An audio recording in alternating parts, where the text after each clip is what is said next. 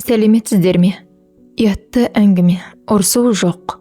Егер ұнамай жатса, өтіп кетсеңіздер болады. Лия Үшбас.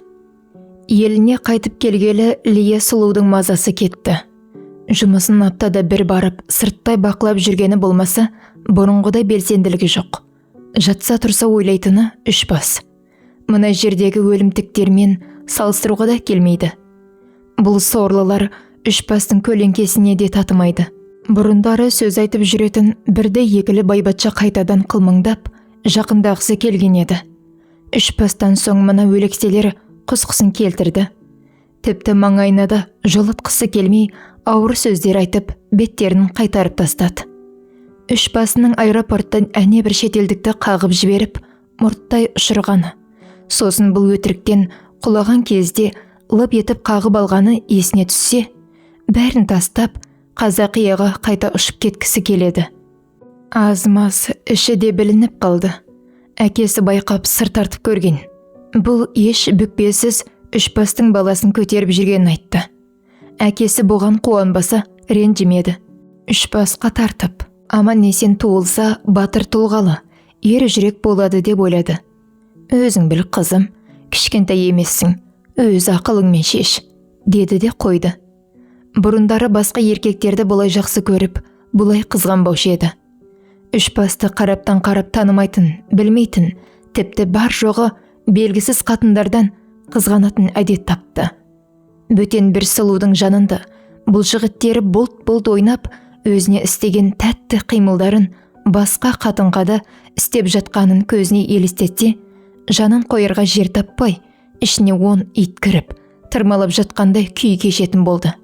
Қатты күйзеліс әйел адамды тез қартайтатынын жақсы біледі, ал Лия қартайғысы келмейді.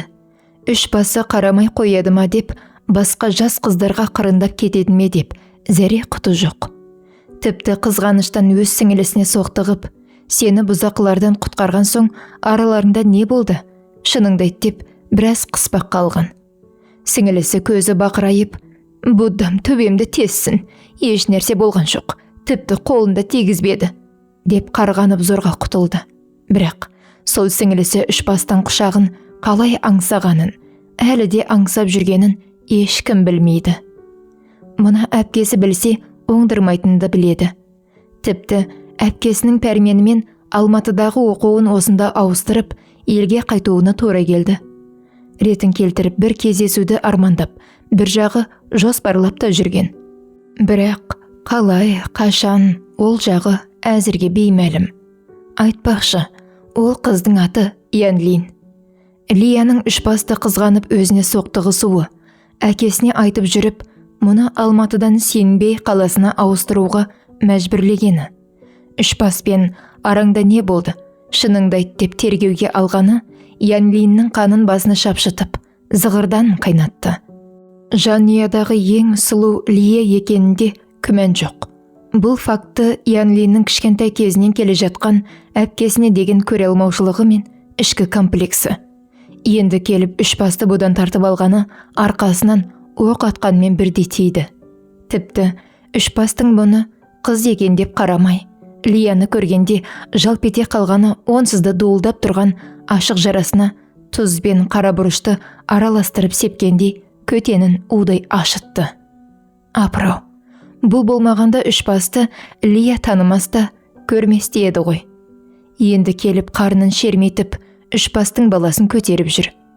Осының бәрін ойлағанда Янлин жынданып кете жаздайды. Қиялында Лия мен Үшбастың аймаласып жатқанын көз алдынан кетіре алмай, талай таңды көзбен атырды.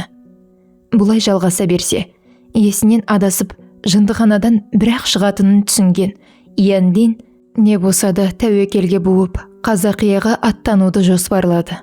Бірақ ешкімге айтпай, Гонконгқа барып келемін деп шығуды ұйғарды. Янлиннің есепке алмаған, ескермеген, ескере алмайтын бір нәрсе бар еді. Ол кеден бақылауында басшы қызметтегі Лияның жан құрбысы еді.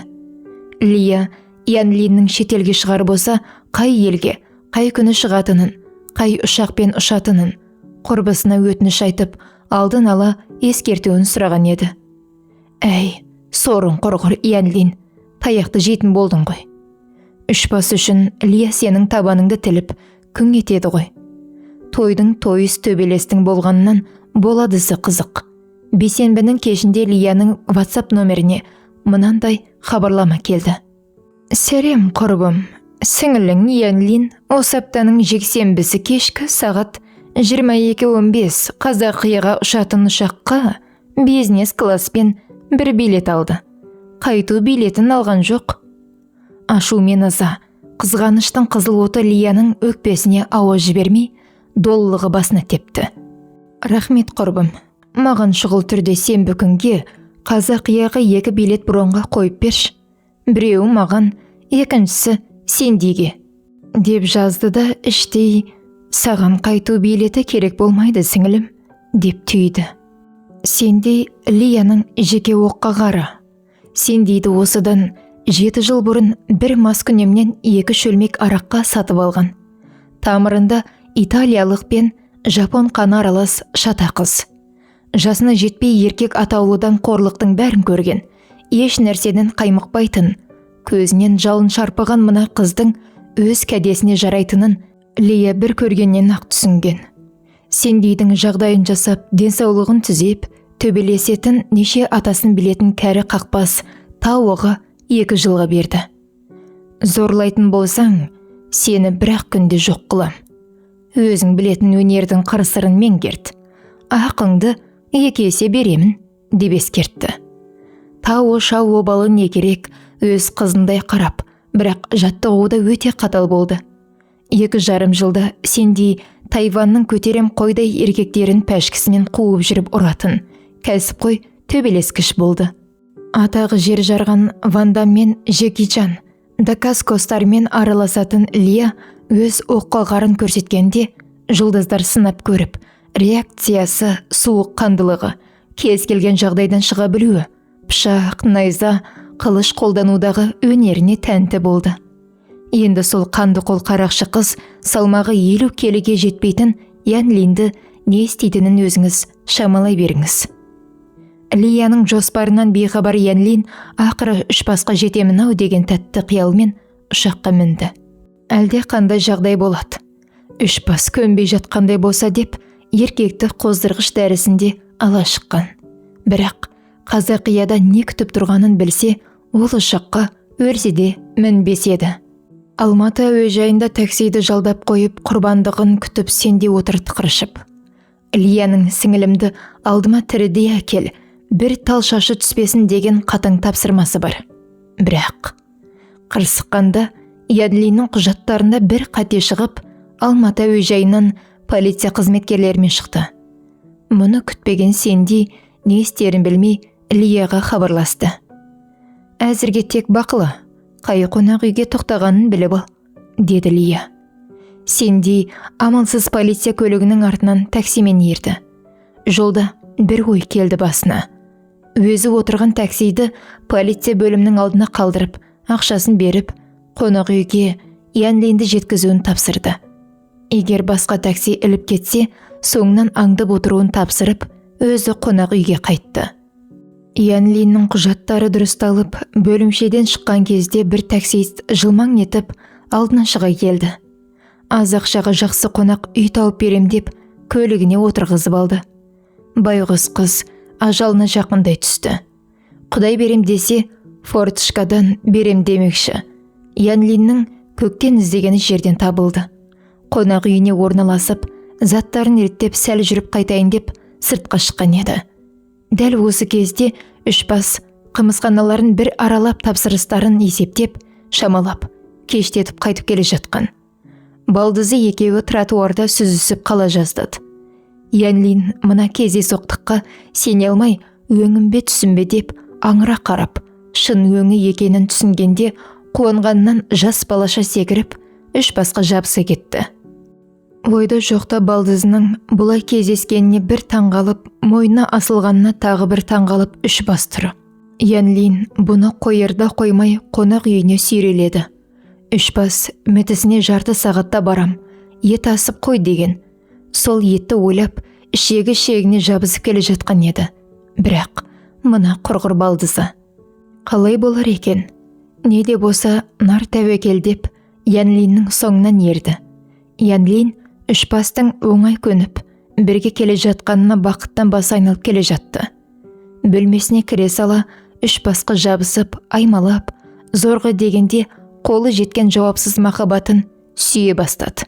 «Әй балдыздай, қоймадың ғой, жарайды», деп Үшбас ешкінің лағындай Янлинді төсекке алып ұрды да, үстіндегі көйлегін шешіп, әуре болып жатпай, қағаз жыртқандай дары еткізіп, екіге айыра салды. Келбетімен сымбаты жағынан екі рет қайта туылса да, Лияға жете алмайтын балдызына көңілі тойыңқырамай, бір қарап қуыршақ көтергенде көтеріп, дуалға тіреп қойды да, «Жау қайда?» деп жұлқынып тұрған топай көгін бостандыққа шығарды. Мұндай ірі агрегатты шынайы өмірде бірінші рет көрген Янлиннің көзі шарасынан шығып, қолын созған еді. Үшбас қолын қағып жіберіп, «Ал, іздеп келгенің осы шығар», деді де, Янлиннің үңгіріне үйкей әкеліп, бір қолымен қос анарын умаждай қыса бастады. Янлин түс көргенде, мұнаның бәрі шын өңінде болып жатқанына сенер емес. Япыр-ау, мынау қазақ не деген қуатты, бір қолмен бұны көтеріп, екінші қолмен аймалап тұр. Сол кезде Янлиннің үңгірін ескелеп жүрген Үшбастың айғыры «Әй, шәй жоқ», ескертусіз есікті теуіп кіріп, үңгірге қойып кетті. Янлин астыңғы жағына емен ағашын тығып бұны екіге бөліп жатқандай халде, ауырсынумен ләззаттың қайсысы қаттырақ екенін сезбей, тырнақтарымен Үшбастың иығына жабысып алған. Қос анары Үшбастың денесіне тиген сайын, кәйпі одан сайын өршіп барады. Үшбас Янлинді дуалға тіреп алған. Дуал мен өзінің арасындағы лақтай қызды оқушының өшіргішті дәптерге үйкегендей қимылдар жасап, ішкі жан дүниесін айғырымен емін-еркін аралап жүр. Осылайша 2-3 акт біткенде Үшбас бұны шалқасынан жатқызып қойып, өзі үстінен төне келіп кірісті. Янлин үстіне тау құлап келе жатқандай көрінді. Бірақ өзі де осы таудың астында қалуды армандап келді емес пе, Қазақи аға? Үшбас үстінен езе жанши айғырын мұның айдын көліне суғарып жатқанда, Янлин үстінен арлы-бері танкі жүріп жатқандай болды. Бірақ бұл танкі мәңгі үстінде ойнақтаса да ләм деп сөз айтпас еді. Одан кейін Янлинді 4 тағандатып қойып, бөксесінің астына 2 жастықты салып, бір қолымен шашынан уыстап тартып, екінші қолымен мақынынан мықтап ұстап тұрып, танкісін уазик зорға сиетін ангардың дарбазасына тіреп тұрып, күштеп тығып жіберді. Ангардың арғы бұрышына танкінің тұмсығы тіреліп, ары қарай бұзып кетердей болғанда, Янлиннің шырқыраған даусы шықты.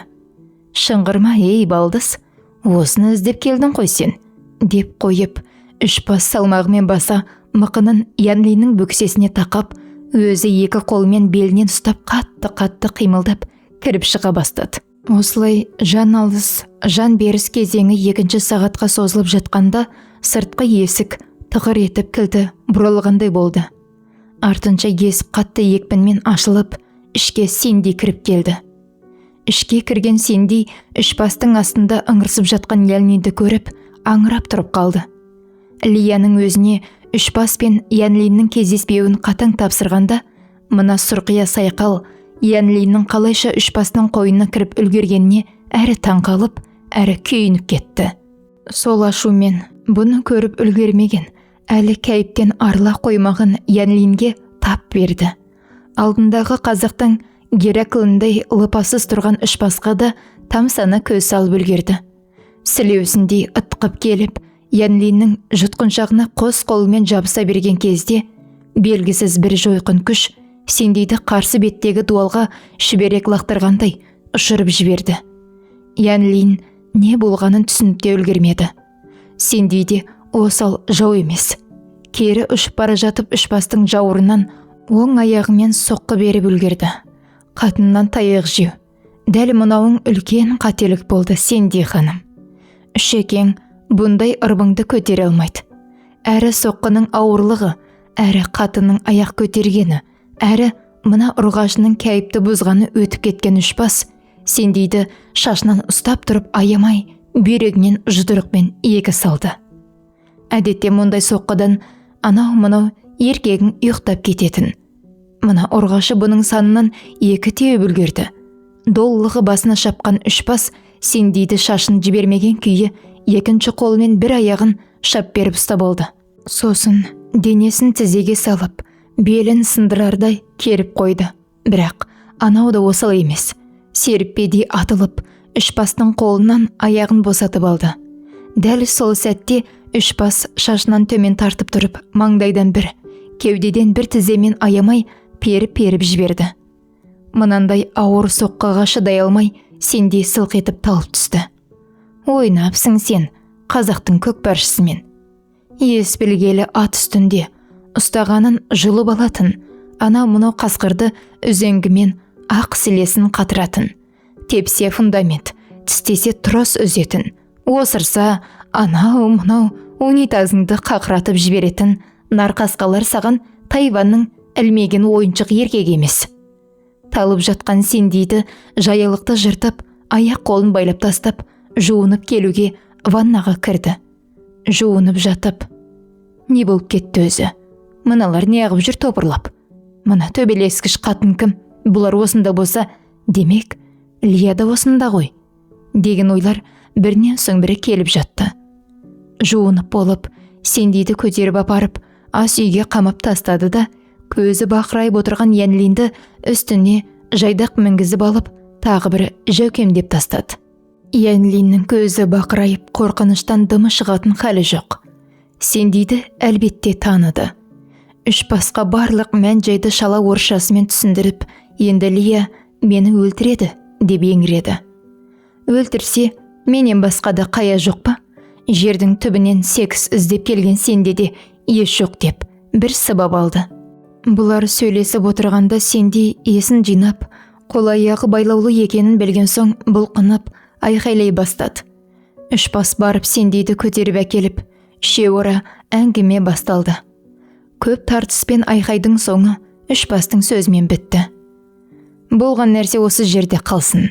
Ауыздарыңнан шығатын болса, екеуіңді де жаһаннамның төріне аттандырам. Бұдан басқа дұрыс шешім жоқ екенін білген, әрі мына дәуден қорыққан екі қатын үнсіз келісті. Үшбас қарақшы қатын Сендимен төбелесіп жүргенде, бәйбішесі Айғаным Үшбасты мітіспен байланысы жайлы кездейсоқ біліп қойды. Алғашында ашуға булығып, терісіне симай аласырды. Бір күн өткенде басылып, мекен жайын тауып сөйлесіп, басын ашып алуға бел буды. Ақыры болар іс болған екен, айқай-шу шығарғаннан пайда жоқ. Тек өзін масқара боламын, елге күлгі болам деп ойлады. Әрі ондай шу шығар болса, Үшбас мұны тастап кетуі де мүмкін. Сондықтан ақылмен, сабырмен шешуді ойлады. Ел іші ғой, іздестіріп жүріп тапты. Алғашында Үшбастың бәйбішесімін деп мына қатын үйіне кіріп келгенде, Мітіс абдырап, не айтарын білмей сасып қалды. Сосын не болса да өліспей беріспеймін, азыр болса бір таяқ жермен деп ойлады. Бірақ бұл танысу шаш жұлысқа да, бет тырнасқа да жетпеді. Айғаным бәрін ақылмен шешті. Арамыз бұзылғаннан еш пайда жоқ, болар іс болған екен. Жауласқаннан пайда таппаймыз. Одан да екі жақтап Үшбасты бақылауда ұстайық. Тағы біреуді тауып алмасын деп түйіндеді. Мітіс Айғанымның бұл ойына қосылып, екеуі тәтті шайын ішіп, Үшбасқа тосын сый болсын деп, Мітістің пәтерінде бірге күтуді жөн көрді. Ал Үшбас бұл кезде өткендегі төбелестен соң уағда бойынша Янлин сол күні-ақ Сингапурға билет алып шұғыл табанын жалтыратты. Сенди Лияға барып, Янлинмен Үшбастың кездеспегенін, тіпті Янлин тек бірді екілі құжатын реттеп, сол күні-ақ Сингапурға қайта ұшып кеткенін жеткізді. Бірақ Үшбастың харизмасына қатты соғылған Сенди Янлин басқан боқты өзі де басуға бара жатқанын байқамады. Янлиннің Үшбаспен болмағанына сенген Лия көңілі жайланып, Үшбасқа хабарласып, Алматыда екенін, сағынғанын, кездескісі келетін жеткізді. Үшбас ол кезде Сендиді жәукемдеп жатқан еді. Синди Лияға Янлиннің анық ұшып кеткеніне көз жеткіземін. Әуежайды біраз бақылаймын деп аузын аңқайтып, өзі үш басты аңдып қымызханасына барды. Синдиді көрген үш бас ішінен: бұл әкеңнің ауы ұрғашылар мені көрсе, есі ауып қалатын несі екен? Мынау да ындыны кеуіп келіп тұр ғой деп шамалы ағылшыншасымен күте тұр, қазір шығамын дегенді жеткізді. Мұны шаруасын реттеп болып, Синдиді таксиге салып, тәуліктік пәтер қайдасың деп тартты. Синди Лияға да, Янлинге де, Мітісіне де ұқсамайтын. Төсекте күш қолданған еркекті сүйетін типтен болып шықты. Үш бас сәл аялап, желкесінен сипап келе жатыр еді, қолын қағып жіберді. Мына пәдеріңе нәлеті қайтеді? Деп қолынан шап беріп ұстап алғаны сол екен. Синдей ұнаған сыңай танытып, екінші қолын да берді. Мұның не қалап тұрғанын түсінген үш бас қос қолын қайыра ұстап тұрып, спорт киімін екінші қолымен қойдың терісін сыпырғандай сыпырып алды. Талай бөксемен мықынды көріп жүрген үш бас мынандай әдемі, ерекше сымбатты дене көрмегенін іштей бір ойлап қойды. Синдиде қалжасы онша ірі емес, бірақ нәзік деп айтуға келмейтін, өзінше сұлу, сымбатты денесі бар ұрғаш екен. Шекең Синдидің сол денесін Г әрпіне ұқсата биік үстелге тіреп қойып, тапай көк айғырын Қытай қызының бір сызат бұлағына тоғытып кеп жіберді. Шатын өтпес пышақпен қиқалап жатқандай күй кешкен Синди ауырсына ыңырси бастаған еді. Үш бас қос қолын жіберіп, бір қолымен шашынан тарта ұстап, екінші қолымен аузын баса тұншықтырып, асауын бұлақтың түбіне қарай ентелетті. Осылай бір-екі барып келген соң, Синдиді тік көтеріп төсекке аунатып салды. Екі аяғын иығына салмақ болып көтергенде, иығы түгілі кеудесіне зорға жетті. Қыздың аш белінен ұстап тұрып, ернеуіне аса тасып жатқан бұлағына айғырын шаптыра, төсек көкпәрін жалғастырды. Өмірінде мұндай аспапты тек порно фильмнен бір рет қана көрген Синди, мына күш иесіне сүйсініп, сол күш иесінің өзін жәукемдеп жатқанына одан бетер кәйіп болып, екі-үш бітіріп қойғанын өзі де сезбей қалды. Синдимен өткізген түннен соң үш бас Мітісінің үйіне бет алды. Жолай келе жатып ойға шомды. Соңғы кездері шілей жыбы болып кетпедім бе қалай өзі? Бәрі анау Мітістен басталды. Алғашында қызығушылық ет. Соңы тіпті араным ашылып кеткен дейме өзі? Алдыма келгенін шыдатпай қиратып жатырмын. Бір жағынан сайтан ойы да жағаласып. Опырсаң, не болыпты? Еркек емессің бе? Қазір жүздің бірі еркек істей алмайды бұл тірлікті. Жалғыз қатынына жылына бір шабатын сорлыларды жеткілікті. Шапқан деген аты бір-екі итеңдеп ағызып қояды. Өзі кәйіпте жоқ, қатыны қанбайды, иттіршілік. Олардың жанында сенің қотан палуан атағың бар. Аударған қатыныңның қависі қанбай қалып еді. Бір дәмін көргеннен жабызып қалып жатқан жоқ па? Нашар болсаң, бәрі де бір реттен соң безіп кетер еді ғой, деп азғырып келеді. Ойбай-ау, сөйтіп жүріп, ауру жұқтырып алсам ше, елі жұрт туысқан естісе, мұны секстен өлген екен деп табаламайды ма? Бала шағаның құлағына жетсе, масқараның көкесі сонда болатын шығар. Қой, мұным жарамас. Анау Лия туысы бәйбішем көтерсе, Мітісім тағы біреуін туып берсе, ұрпағым көп болады екен, деп іштей масаттанып келе жатып, Мітісінің есігінің ашқанын өзі де байқамай қалды. Ішке кіргенде бәйбішесімен тоқалы әлденеге мәз болып күліп, шай ішіп отырғанын көріп, аңырайып қарап қалды. Анау екеуінде үн жоқ. Үш бас не дер екен деп әліптің артын бағып отыр. Шекең беті железо бетон екеуіне қарап. Беттерің тырнақтан аман екен, шаштарың жұлынбапты, демек бәрі жақсы. Осылай тату тәтті болып жүргендерің мағанда сендерге де жақсы, деп қысқа қайырды. Үшбастың мына ситуациядан еркекше шыққанына екеуі де әрі таңғалып, әрі күліп, бастарын шайқады да қойды. Үшіншісін тауып алма, онда шеулеп сенің шашыңды жұламыз, деп бәйбішесі қағытып қалды. Бірақ Үшбастың ала көзі бағжаң етіп, өзіне түскенде жым болды. Етасыңдар, бүгін кешкі 6-да Талды қорғанға кетуім керек. Ертең кешке келем, деді. Қатындар етін асып, дайындап болғанша біраз мызғып алуға ішкі бөлмеге кірді. Ішкі бөлмеден папа деп Санжар атып шықты. Қонжығын аймалаған аюдай қоңқылдап, біраз ойнатып, сосын ұйқыға бас қойды. Кешірек тұрып, ас суын ішіп сыртқа шықты да, ұялы телефонын шығарып, Лия деген номерді терді. Үшбас пен Сендидің екінші көкпары. Бәйбішемен мітісін аузын аңқитып сыртқа шыққан Үшбас Лиямен хабарласып, тіге қонақ үйге тартты. Лиясын қанша уақыттан бері көрмей, әбден сағынып қалған екен. Лияда Үшбасты көргенде балаша секіріп, мойнына асыла кетті. Екеуі кіреберістен ары аса алмай, біраз уақыт құшақтасып тұрып қалды. Лиясы жүкті екенін көргенде алғашында абдырап, бір жағынан іштей қуанып қалды. Лезде санасына ұлма әлде қыз бекен деген ой сумаң етіп өте шықты. Лия біраз қазақша үйреніп, аз-маз түсінісуге жарап қалыпты. Онысына өзі мәз болып қуанып отыр. Ары бері аймаласып сүйісіп, құшақтап жатқаны болмаса, бұл жолы Лия мөлдір бұлағына Үшбастың асау керін жолатпады.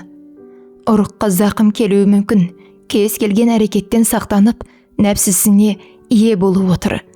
Бірақ мөлдір бұлағы, жігітін әскерден сарғая күткен арудай, асау керді аңсап, бүкіл денесін дуылдатып өртеп барады. Лия Үшбасын жайдақ мініп төсек көкпардың сәнін келтіргізақ келіп тұр. Бірақ Лия ыңғай білдірмеген соң, зорлағандай болмайын деп өзін тоқтатып, тек құшақтасып, аймалаусымен ғана шектеліп отырды. Сол түні Лиясының қасында қонды. Ертеңіне тірліктерін реттеп ауылдан қымызымен қазысын алып келуге дайындалып жатқанды, белгісіз бір WhatsApp номерден қоңырау келді. Бұл Сенди еді. Үшбаспен алғашқы төсек көкпары кезінде Үшбас жуынуға шыққан кезде лып еткізіп WhatsApp номерін жазып алған болатын. Hi, how are you? It is me Cindy. Can we meet tonight? Үшбас мына сотқар қатынның кешке кездескісі келген түсініп, долбарлап, кешке хабарласамыз, күт деп жазып жіберді. Ауылға барып қайтып келіп үлгермейтінін, үлгерсе де кешігетінін ойлап, алдыратын қымызды немере інісіне тапсырып, өзі түс қайтқанша оны-мұны тірліктерін реттеп, сағат 6-дан аса тәуліктік пәтер беруші тәтесіне хабарласып, Алматыға келгелі әпкені тәте деуді зорға үйренді. Ой тоба, өзіне ұнайтын пәтерді дайындатып, Сендидің WhatsApp-на мекен жайымен сағат 9-ға деп жазып жіберді. 9-дан аса есікті біреу жай ғана тықылдатқаны естілді.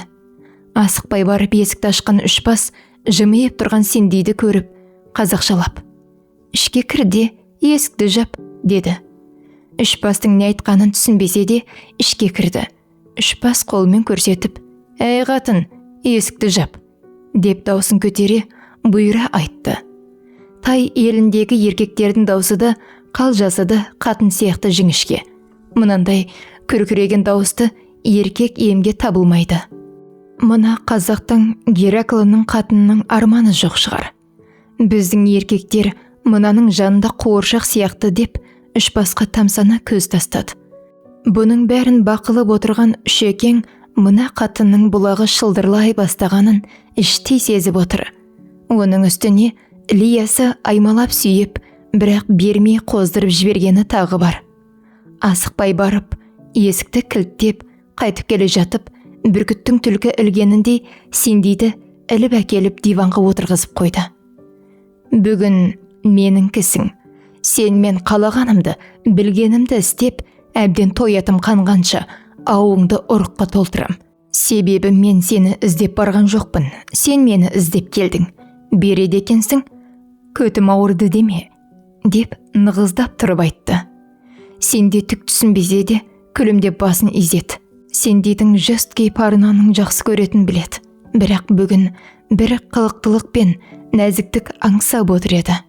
Сосын алдына отырғызып қойып, сендейдің жейдесің түймелерін асықпай, бір-бірлеп ағыта бастады. Сендей асығып, үстінен сыпырып алғысы келген еді. Бірақ Үшпас екі қолын ұстап алып жібермей, түймелерін асықпай ағытып болды.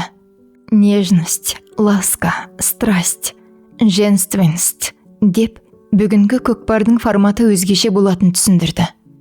Еркек кіндікпен, төзекке танысуы зорлықпен, күшпен басталған сендей бұл форматты онша қабылдайды, түсіне де қоймаушы еді.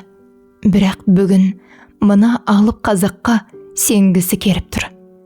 Релакс деген Үшпастың сөзінен соң көздерін жұмып, не істесе де иілігіп, ыңғайына көне ағына жығыла берді. Жейдесін шешіп, қолдан құйылғандай мәмелерін төс тартқыштан босатып алып қолының ебедейсіз саусақтарымен нәзік қана тегізер-тегізбес сипап аймалай бастады.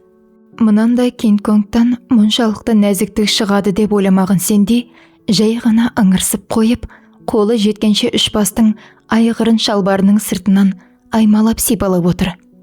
Үшпас енді сендейдің үстіне төне түсіп, екі қолын баса, екі анарының үрпейген ұштарын тілімен айналдыра, арасында жай ғана тістелеп қойып, ойнай еркелете бастады. Өмірінде үрпектеріне еркек ерні, еркек тілі тимеген сендей, кәйіптен балқып, махаббат мұхитында тұңғиыққа батып бара жатты. Лыпасы, сықса, жарты шелек толатындай ылғалданып, суланып жатыр.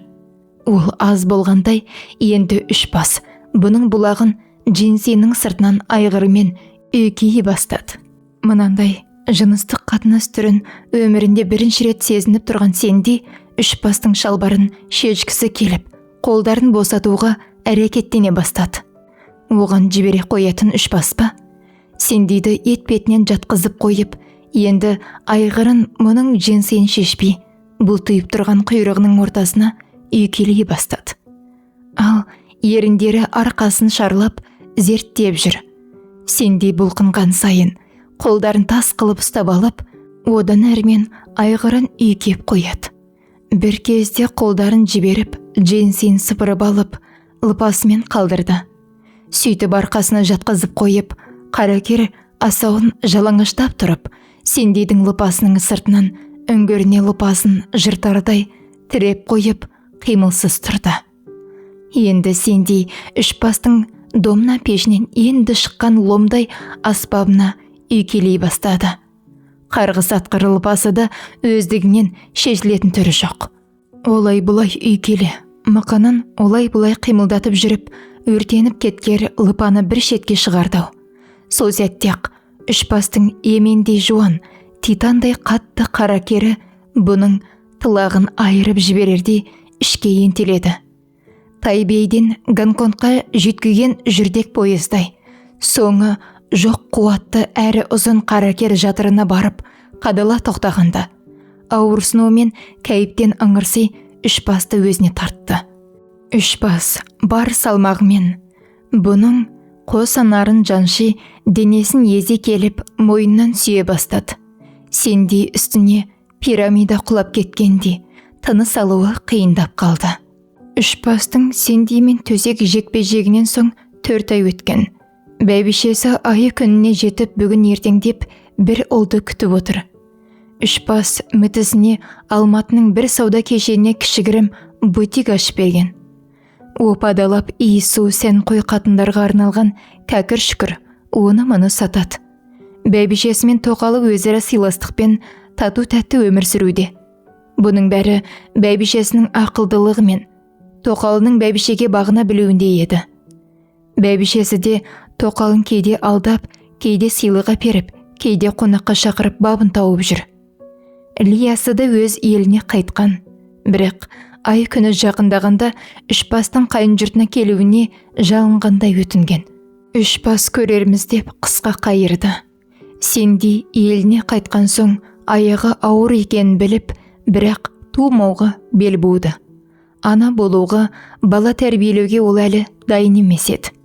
Оның үстіне баласы үш бастың аузынан түскендей болып тұрса, Лияға қай бетімен қарайды. Янлинге келер болсақ, Янлин үш бастың қара керінен соң басқа еркекке зауқы болмай мең-зең болып жүргенде, ойда жоқта бір қырғыз жігітімен танысты.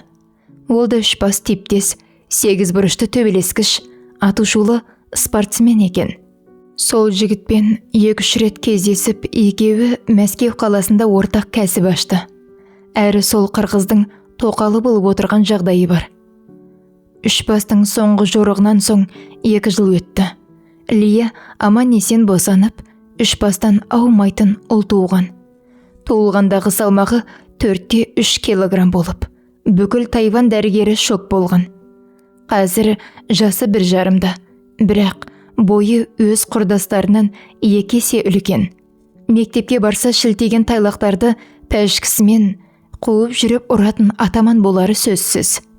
Янлинде қырғызынан бір ұл туып алған. Бай екеуі Мәскеуде шағын кәсібін дөңгелетіп, тірлігін жасауда.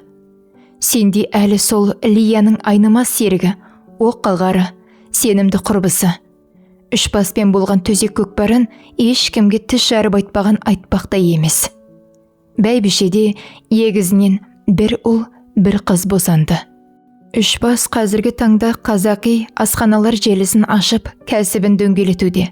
Баяғы жүрістен тыйылған 2 тоқалы бәйбішесі бар. Бала-шағада Құдай көпсінбесін аз емес. Тағы бір атылса, бәйбішемен бітіс, тағы туамыз деп отыр. Үш бастың ендігі жоспары қаладан ат клубын ашып, қазақ балдарын ат құлағында ойнауды, қамшы ұстауды, нағыз қазақи ер азамат болуды үйрету. Үш бас оқиғасы кей жері ойдан, кей жері шынайы өмірден алынған. Бұл әңгіме осымен тәмам. Келесі бөлімі бәйбішесі туралы әңгіме болмақ.